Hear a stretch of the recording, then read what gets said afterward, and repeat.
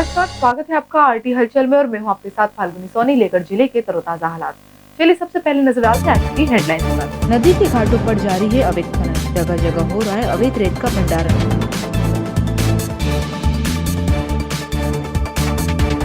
ट्रांसपोर्टरों की 3 दिवसीय हड़ताल हुई शुरू, पदाधिकारियों ने दिया ज्ञापन। प्राकृतिक झरने पर सुरक्षा के नहीं है इंतजाम, ग्राम बसाली झरने पर पहुंच रहे हैं पर्यटक।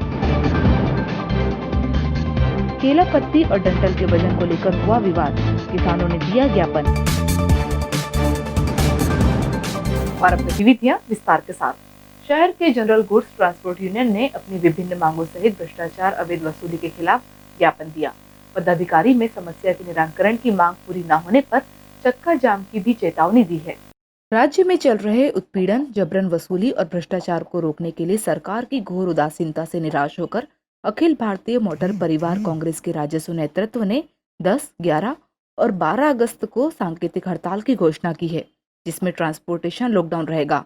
इस हड़ताल के पहले ये शहर के ट्रांसपोर्ट व्यवसाय से जुड़े पदाधिकारियों ने अपर कलेक्टर रोमानो स्टोपो एवं पुलिस अधीक्षक को ज्ञापन सौंपा।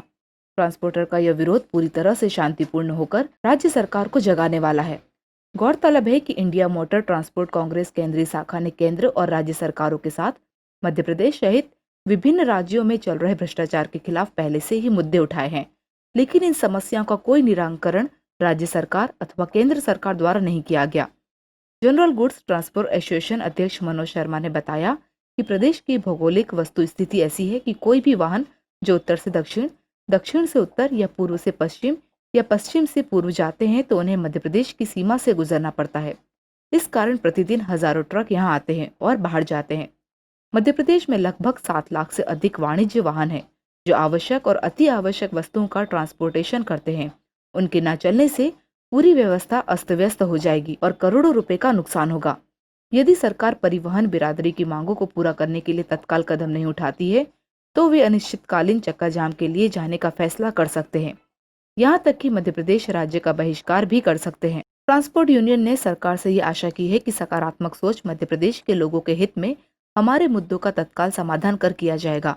पदाधिकारियों ने कहा कि हम आरटीओ, डीटीओ, एमवीआई द्वारा सीमा चौकियों और उनके फ्लाइंग स्क्वाड द्वारा किए जा रहे भ्रष्टाचार और उत्पीड़न से राहत के लिए केंद्र और राज्य सरकार से लगातार संपर्क कर रहे हैं। राज्य प्रशासन द्वारा उनके अत्याचार को रोकने और गैर कानूनी चेकपोस्टों को खत्म करने की निष्क्रियता ने उन्हें और वैसी बना दिया है। स्थिति को सुधारने के लिए राज्य सरकार पूरी तरह विफल रही। जिले में बरसात के मौसम में रेत खनन पर प्रतिबंध होने के बावजूद कई जगहों पर बेखौफ खनन कर रेत का अवैध भंडारण भी जारी है। वहीं अफसर इस मामले में मौन है। जिले में अवैध रेत खननकर्ताओं के कारनामे खुलेआम जारी है। शहर से लगे नाचन खेड़ा रोड पर माफियाओं ने बड़े पैमाने पर रेत का भंडार कर खुलेआम जिला प्रशासन को चुनौती देते हुए संग्रहित करके रखा है। यही नहीं, दिन भर इस इलाके में जगह जगह ट्रैक्टर ट्रॉली वाले रेत को भरते हुए नजर आ रहे हैं। आपको बता दें कि बरसात के मौसम में भी जिले में खनन बड़ी मात्रा में हो रहा है। वहीं प्राकृतिक रूप से बहने वाली नदियों को खनन करता छलनी किया जा रहा है। बोहरडा घाट पर ट्रैक्टरों का मेला लगा हुआ है, इनको रोकने वाला कोई भी नहीं है। प्रशासन को भी इसकी सूचना है, लेकिन कोई भी कार्यवाही नहीं हो रही है, जिसके चलते अवैध रेत खननकर्ताओं के हौसले बुलंद है। आपको बता दें कि जिले में सिसोदा घाट सहित सभी घाटों पर बारिश के दिनों में भी नदी से खनन हो रहा है, जिस पर प्रशासन मौन बना हुआ है। जिले के वन विभाग ने दौलतपुरा क्षेत्र के बाखल इलाके में दबिश कार्यवाही की गई। इस कार्यवाही में विभाग ने 5 सागौन की सिल्लियों के साथ एक लकड़ी कटर मशीन को जब्त किया। वन विभाग द्वारा शहर के दौलतपुरा बाखल इलाके में दबिश देकर एक मकान से 5 सागौन की सिल्लियां और लकड़ी व कटर मशीन को जब्त किया है। प्राप्त जानकारी के अनुसार मुखबिर की सूचना पर की गई इस कार्यवाही में वन विभाग को सिर्फ सागौन की सिल्लियां और कटर मिली है, जबकि मौके पर कोई आरोपी पकड़ा नहीं गया है। वन विभाग डीएफओ गौरव चौधरी ने बताया, ये कार्रवाई बड़वा टेकरी पे हुई है। यहाँ सूचना मिली थी मुखबिर से कि कटर मशीन चल रही है, तो मौके पे दल गया था। तो दल को वहाँ पे कटर मशीन मिली है, लकड़ियाँ मिली हैं सागौन की कुछ, और बुरादा और कनेक्शन बिजली का अवैध चल रहा था, तो वो जब्त किया गया है। लकड़ी कितनी होगी? लकड़ी करीब 0.016 घन मीटर है करीब।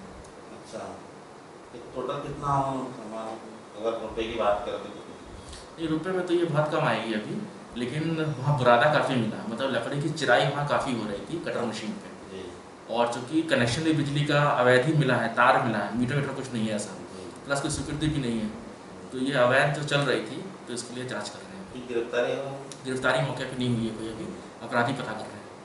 शहर के बस स्टैंड क्षेत्र के वन विभाग कार्यालय की एक महिला कर्मचारी के कोरोना पॉजिटिव पाए जाने के बाद अब कार्यालय में आने जाने वाले लोगों की स्क्रीनिंग कर सख्ती शुरू कर दी गई है।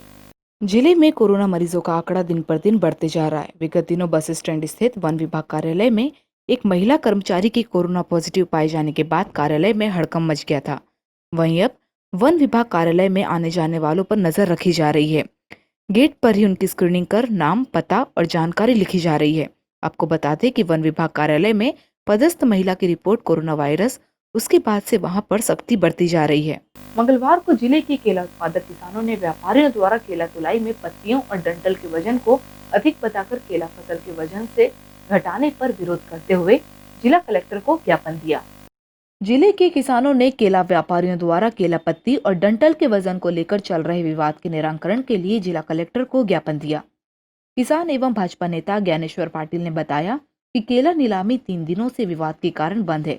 व्यापारियों द्वारा 1 टन पर 1 क्विंटल पत्ती का वजन घटाया जाता है और डंठल का वजन 8 से 9 क्विंटल तक प्रत्येक ट्रक में कम किया जाता है, जिससे किसानों का नुकसान हो रहा है। व्यापारियों द्वारा किसानों के शोषण का आरोप लगाते हुए किसानों ने बीच का रास्ता निकालने की मांग की है। जो पिछले 3 दिनों से बुरहानपुर केला मंडी के अंदर किसानों के साथ जो शोषण हो रहा है व्यापारियों के द्वारा, उस बात को लेकर हम सब लोग माननीय कलेक्टर साहब के पास में ज्ञापन लेकर आए थे।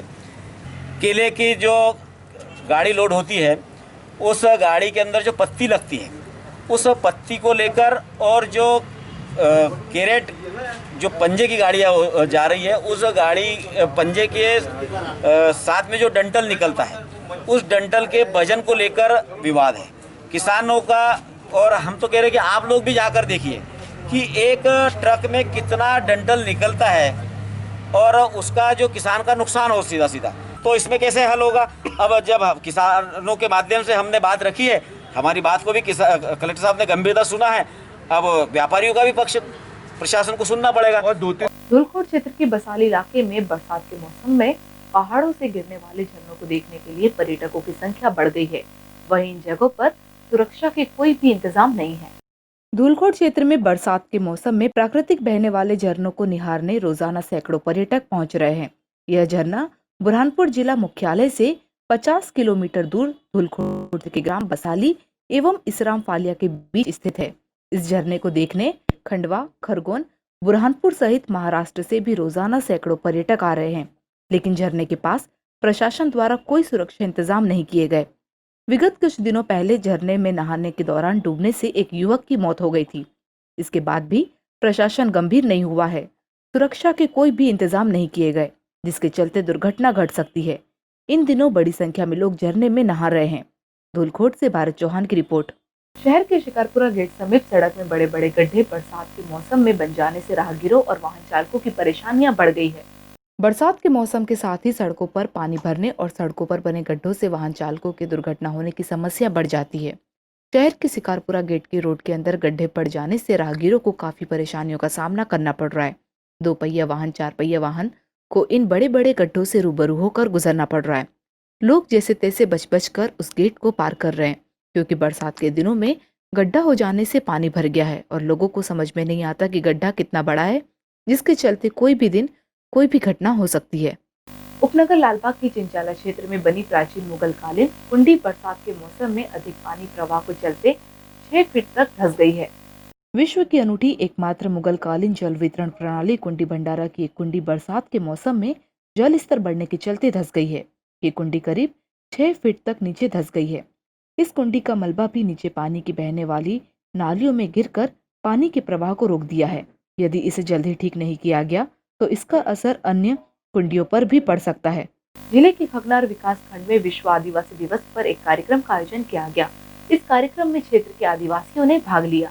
खगनार मुख्यालय से दूरस्थ ग्राम रामखेड़ा में आदिवासी विश्व दिवस मनाया गया, जहां रिमझिम बारिश होने पर भी आदिवासी संगठन के पदाधिकारियों ने अपनी उपस्थिति दर्ज कराई।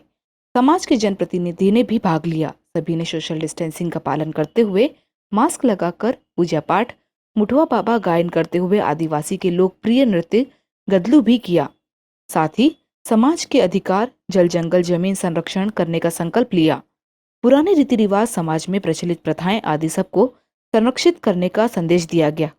और वक्त हो चुका है आपसे विदा लेने का। जाते जाते डालते नजर आज की हेडलाइन पर। नदी के घाटों पर जारी है अवैध खनन, जगह जगह हो रहा है अवैध रेत का भंडारण।